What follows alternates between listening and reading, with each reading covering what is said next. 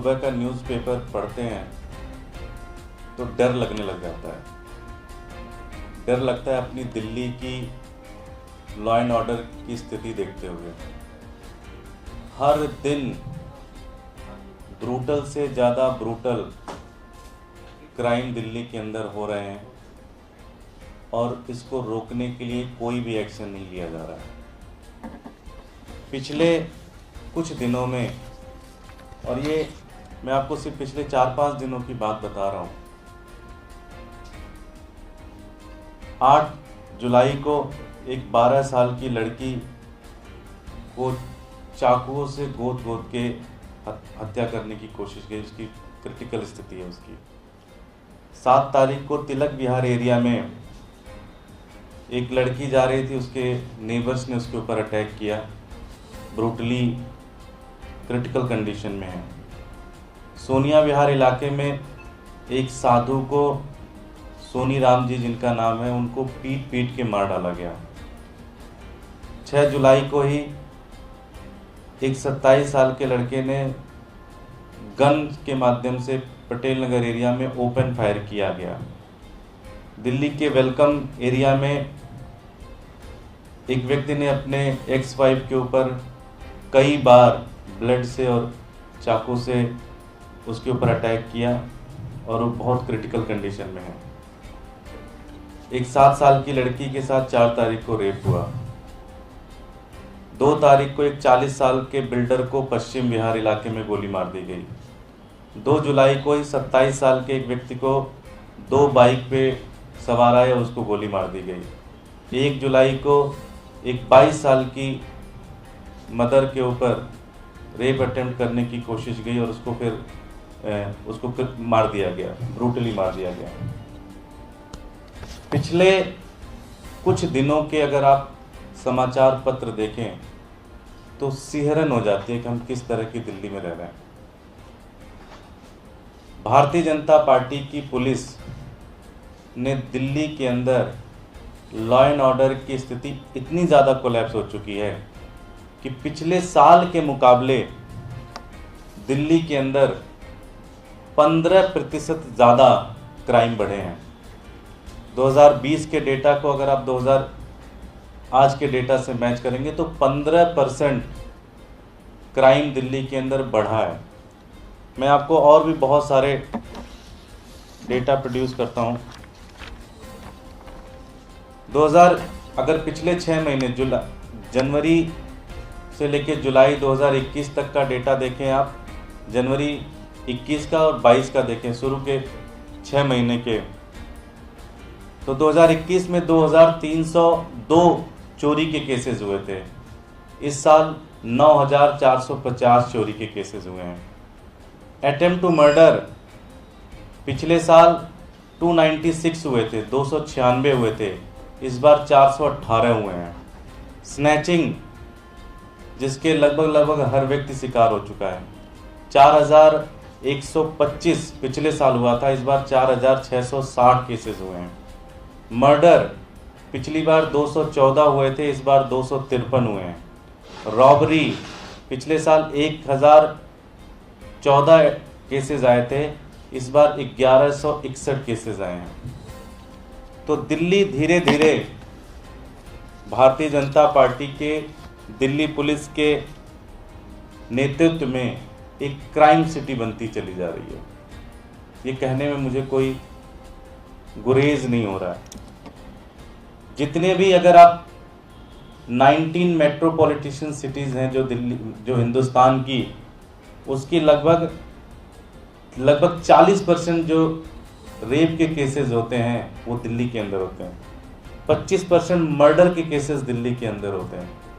मतलब 19 बड़े बड़े शहरों को मिला के जो क्राइम होता है उसका 40% रेप का केस दिल्ली के अंदर होता है, 25% जो अटेम्प्ट मर्डर के केसेस हैं वो दिल्ली के अंदर आ रहे हैं। इन सारी घटनाओं को देखकर दिल्ली वासी सहम गए हैं, दिल्ली वासी डरे हुए हैं, क्योंकि दिल्ली पुलिस कुछ नहीं कर रही है। दिल्ली पुलिस सिर्फ और सिर्फ आम आदमी पार्टी के कार्यकर्ताओं को, आम आदमी पार्टी के नेताओं को फर्जी केसेस में फंसाने में बिजी है। दिल्ली पुलिस सिर्फ और सिर्फ भारतीय जनता पार्टी के नेताओं की सुरक्षा में बिजी है। और दिल्ली पुलिस के जो मालिक हैं, आदरणीय हमारे जो नए नए एलजी साहब आए हैं, एलजी साहब जब से उनकी ड्यूटी लगी है दिल्ली के अंदर, वो सिर्फ एक काम कर रहे हैं, दिल्ली सरकार के कामों के अंदर इंटरफेयर करना। मैं 22 मई को उनकी ड्यूटी लगी, सबसे पहला उन्होंने काम किया कि 40 अधिकारियों को तुरंत ट्रांसफ़र कर दिया कि और सब उसमें सीनियर लोग थे। दिल्ली गवर्नमेंट से कोई बातचीत नहीं की। स्टैंडिंग काउंसिल्स जो कि दिल्ली सरकार लगाती है, जो कि दिल्ली की जनता के केसेस लड़ते हैं कोर्ट्स के अंदर, हाई कोर्ट ने उनके नाम क्लियर कर दिए, लेकिन एलजी साहब ने फाइल रोक दी। एलजी साहब के लगातार इंटरफेरेंस के कारण दिल्ली के अंदर जो बसों की खरीद होनी है उसमें दिक्कत आ रही है। Door step delivery ration LG साहब ने रोक दिया। लगातार हर दिन दिल्ली के अधिकारियों को बुलाकर धमकाते हैं। उनका सिर्फ और सिर्फ एक काम है, और अभी तो सबसे ज़्यादा शर्म की बात ये हो गई कि जब सिंगापुर की गवर्नमेंट ने दिल्ली के मुख्यमंत्री अरविंद केजरीवाल जी को इनवाइट किया कि आप आएँ और सिंगापुर में बताएं कि किस तरह से आपने दिल्ली के अंदर बड़े बड़े बदलाव किए, उनको सिंगापुर जाके वो कहीं देश का पक्ष ना रख दें, वो फाइल रोक के बैठे हुए हैं।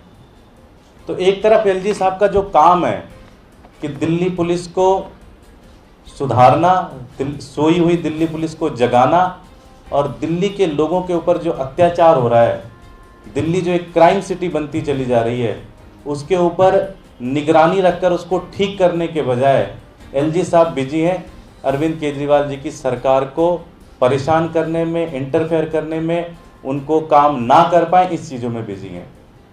मैं एलजी साहब से पूछना चाहता हूं कि अब तक आपने जितने भी केसेस हुए दिल्ली के अंदर, उसके ऊपर एक भी कोई भी कंक्रीट स्टेप लेने की कोशिश की क्या आपने?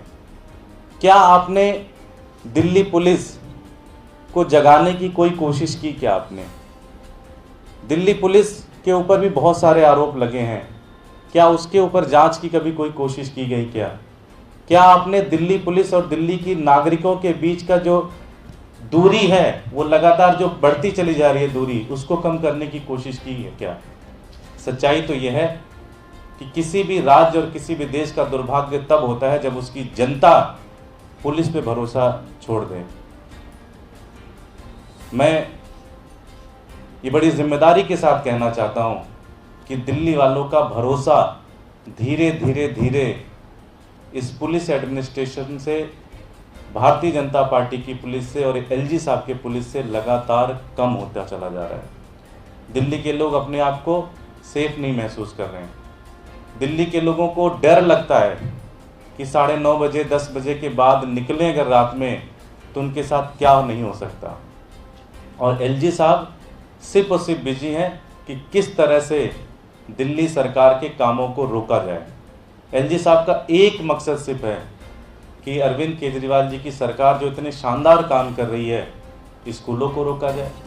आपने देखा होगा किस तरह से मनीष सिसोदिया जी के ऊपर उन्होंने कंप्लेन पे कंप्लेन किए जा रहे हैं, किस तरह से स्कूलों के काम रोके जाएं, किस तरह से अस्पतालों के काम रोके जाएं, किस तरह से जो ब्यूटिफिकेशन प्रोजेक्ट चल रहा है दिल्ली के अंदर उसको रोका जाए, किस तरह से पानी के आप सोचिए कि इतनी क्राइसिस के अंदर जब दिल्ली पानी की क्राइसिस से जूझ रही है, आपने दिल्ली जल बोर्ड के सीईओ को हटा दिया।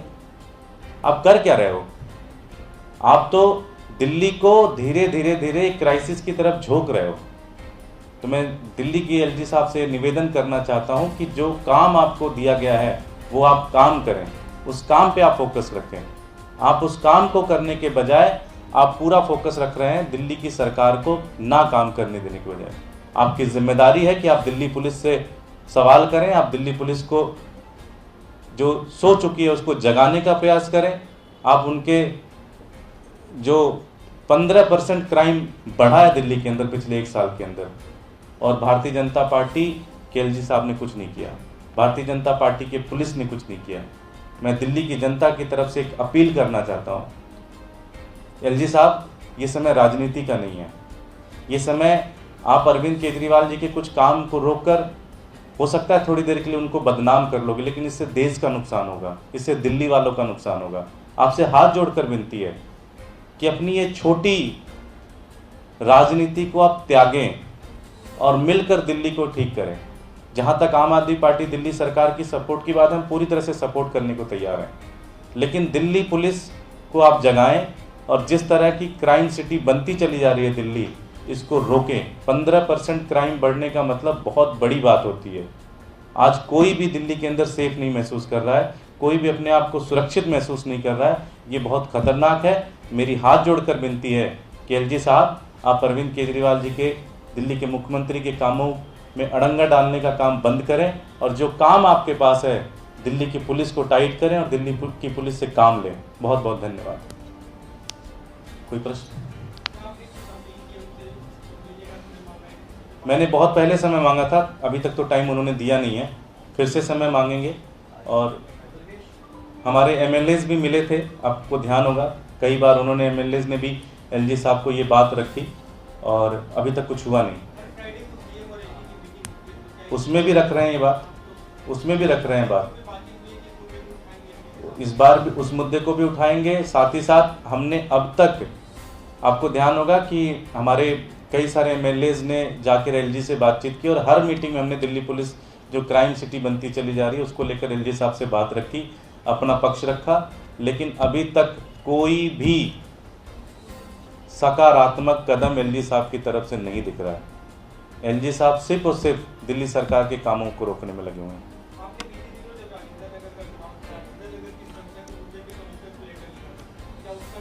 कोई जवाब नहीं, कोई मुलाकात का टाइम नहीं, कोई कुछ नहीं।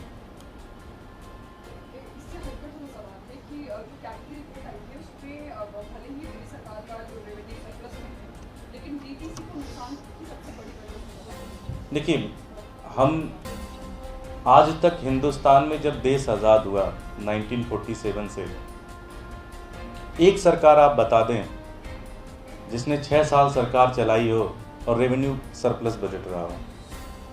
एक सरकार नहीं है हिंदुस्तान के पास। आज हर सरकारों के ऊपर कर्ज है, हर सरकारों ने लोन लिया हुआ है, चाहे वो सेंट्रल गवर्नमेंट का लोन हो, चाहे वो वर्ल्ड बैंक का लोन हो, चाहे